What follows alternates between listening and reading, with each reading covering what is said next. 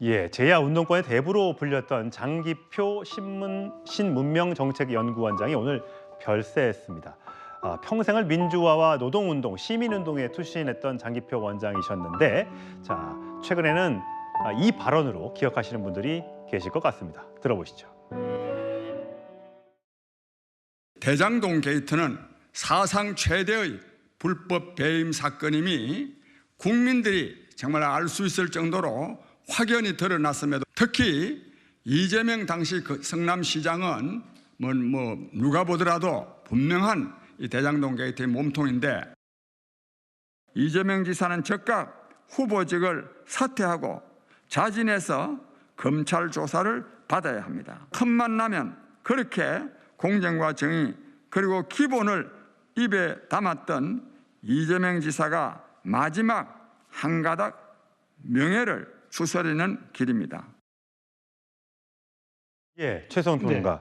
지금 빈소의 모습도 보여드리고 있는데, 이재명 대표가 대장동의 몸통이다, 이 발언으로 이재명 대표 측으로 고발을 당했고 벌금형을 선고받았었죠. 네, 그렇습니다. 그러니까 이 대장동 사건 또 특별검사 촉구 운동도 벌였고요. 많은 사람들이 그런데 이게 선거법 위반이 됐어요. 그래서 이것도 선거법 위반이군요. 400만 원 받았고요. 그다음에 이재명 대표는 아들이 천화동 1호에 근무한다고 문제를 제기했는데 이것도 명예훼손으로 해가지고 700만 원의 벌금형을 받았어요. 그런데 1,100만 원 이상 받았잖아요. 그런데 재산이 통장에 5만 7천 원밖에 없다는 분인데 이걸 다 납부했어요.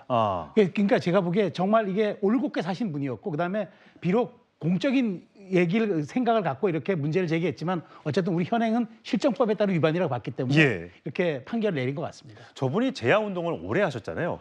언제 저렇게 국민의힘으로 해서 보수당 후보로 해서 출마도 하셨더군요. 그렇죠. 저분의 삶을 얘기한다면 짧게 두 마디가 가능할 것 같아요. 뭐냐면은 영원한 제야.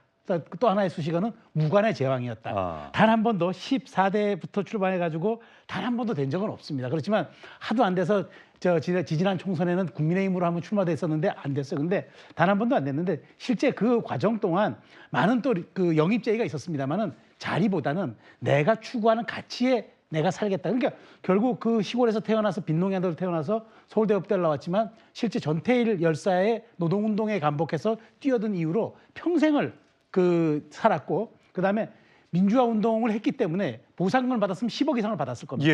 그렇지만 한 푼도 수령하지 않고 그거 오히려 민주당이 추진했던 민주화 유공 운동 수령자법 이런 거에 대해서 오히려 보상을 받는 게 적절한가라는 문제를 제기함으로써 제야에서 정말 평생 존경을 받았던 분입니다. 그렇군요.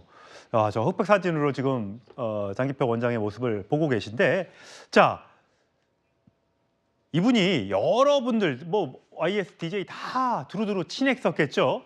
그런데 별로 안 친한 분도 계셨던 것 같습니다. 이런 발언을 한 적이 있는데 들어보시죠. 문재인 정권을 상징하는 말이 된 내로남불, 문재인 정권이 경제 파탄, 안보 실종, 교육 붕괴, 외교 고립 등의 총체적 국정 파탄을 초래하고도 반성이라고는 전혀 하지 않고. 성추인 부의장.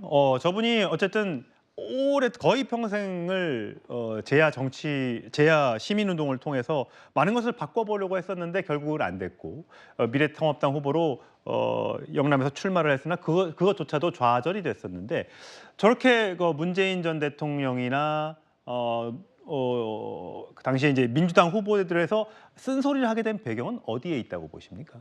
글쎄요, 그 제도권 정치의 마지막에는 이제 들어오셔서 미래통합당 후보로 보수정당 후보로 나오셨지만 그 이전에는 숱한 제안에도 다 거부를 하면서 본인은 계속 밖에서 정치를 하겠다. 그러니까 좀 이상주의자적 면모를 보였던 것으로 보이고, 그리고 그렇게 제야에서 열심히 운동을 했는데 뭔가 문재인 정부나 어느 정부나 본인의 눈에는 이제 고인의 눈에는 눈에 차지 않았던 것 같습니다. 본인이 볼 때는 좀 부족한 부분이 많고 내가 이런 나라를 보기 위해 그렇게 목숨을 바쳐서 민주화운동을 했던 것인가, 이런 말씀도 하셨다고 하는데, 글쎄요, 우리 민주당에 대해서, 민주당 정권에 대해서 안 좋은 평가를 하신 분이지만 고인이시고 고인이 되셨고, 또 저는 좋았던 것만 기억하는 게 좋지 않을까. 그래서 아까 최소영 평론가께서도 말씀을 하셨지만 베트남 참전도 하셨던 분이고, 그리고 평소에도 좀 정치인으로서 뭔가 청렴해야 된다. 그래서 예. 외제차도 타지 말자. 그리고 골프도 치지 말자. 이런 것들을 보험소 실행하셨던 분으로 알려져 있기 때문에 예. 본인의 그런 모습들 그리고 민주당 정권에 대해서 쓴소리 하셨다면은 그것도 그 쓴소리는 쓴소리대로